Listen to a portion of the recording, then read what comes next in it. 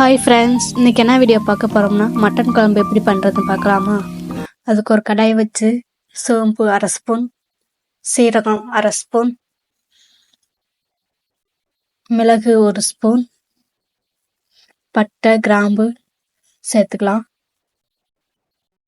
அது கூடவே 5 வரமிளகா சேர்த்துக்கலாம். அது நல்லா வறுத்து எடுத்துக்கோங்க. அது கூட எண்ணெய் கொஞ்சம் ஊற்றி சின்ன வெங்காயம் போட்டுக்கலாம். அது கூடவே இஞ்சி பூண்டு சேர்த்துக்கோங்க. 2 மீடியம் சைஸ் தக்காளி சேர்த்துக்கோங்க. சேர்த்து நல்லா வதக்கி எடுத்துக்கோங்க. இந்த அளவுக்கு நல்லா வதக்கினதுக்கப்புறம் இது கூட தேங்காய் துருவல் 1 கப்பு சேர்த்துக்கோங்க. சேர்த்து அதையும் நல்லா வதக்கி வச்சுக்கோங்க.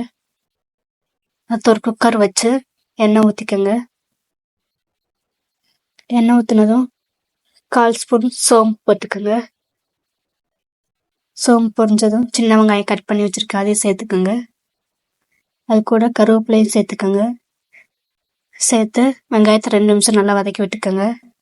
மட்டன் க்ளீன் பண்ணி வச்சுருக்கேன், அதையும் சேர்த்துக்கலாம்.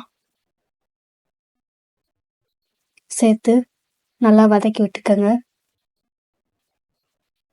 அது கூடவே நம்ம அரைச்சி வச்சுருக்க விழுதையும் சேர்த்துக்கலாம். இப்போ தான் நம்ம சேனலை ஃபஸ்ட் டைம் பார்க்குறீங்கன்னா ப்ளீஸ் சப்போர்ட் பண்ணுங்கள், சப்ஸ்கிரைப் பண்ணுங்கள்.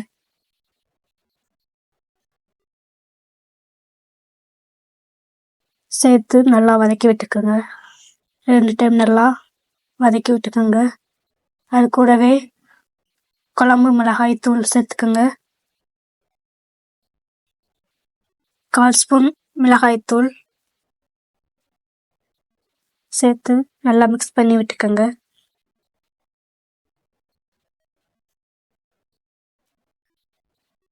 இது கூடவே தேவையான அளவு தண்ணி ஊற்றிக்கோங்க.